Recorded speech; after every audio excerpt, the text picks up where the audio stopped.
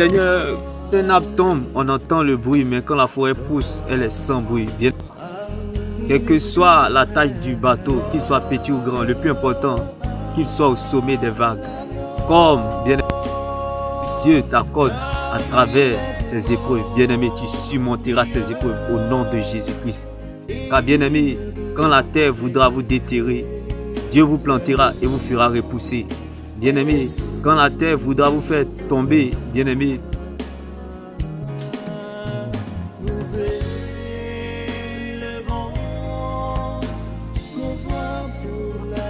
bien-aimé, si les gens n'ont rien à faire avec toi, Dieu a quelque chose à faire avec toi.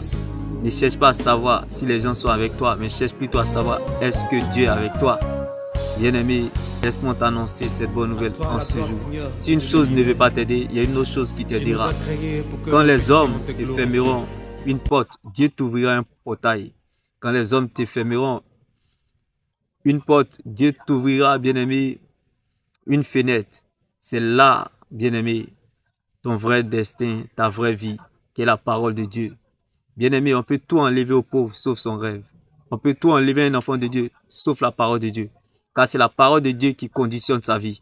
Ce n'est pas la condition de vie qui détermine ce qu'il est, mais c'est la parole de Dieu qui conditionne sa vie. Bien-aimé, la joie, bien-aimé, d'un enfant de Dieu ne dépend pas, bien-aimé, du climat dans ses poches, bien-aimé, mais plutôt du climat intérieur, qui est la grâce de Dieu en lui, la parole de Dieu en lui, sur lui, pour lui et par lui. Mais n'oublie pas, pour mieux vivre, il faut vivre caché. Parfois la sagesse nous amène à nous taire, bien-aimé. Parfois fermer la bouche est bon, bien-aimé. Laisse-moi t'annoncer cette bonne nouvelle en ce jour.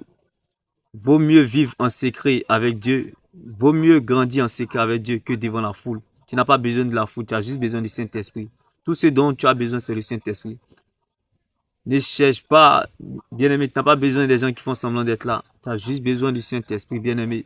J'aimerais dire à quelqu'un en ce jour, bien-aimé, ne cherche pas à savoir si les gens sont avec toi, mais cherche plutôt à savoir si Dieu est avec toi. Quand les gens seront en compétition, Dieu sera de ton côté. Quand les gens seront en compétition, Dieu sera de ton côté. Tout pas, les meilleurs moments de nos vies, bien-aimés, c'est lorsqu'on est seul avec Dieu. Les moments les plus précieux de notre existence, c'est lorsqu'on est seul avec Dieu.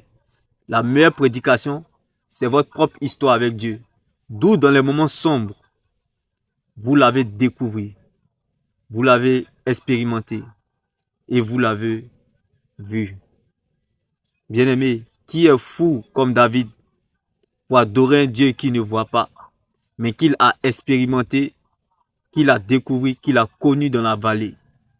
Bien-aimé, laisse-moi t'annoncer cette bonne nouvelle, que l'adoration est un produit qui n'a point de date d'expiration. La Bible déclare, un jour sans adoration est un péché, bien-aimé. Laisse-moi t'annoncer cette bonne nouvelle en ce jour.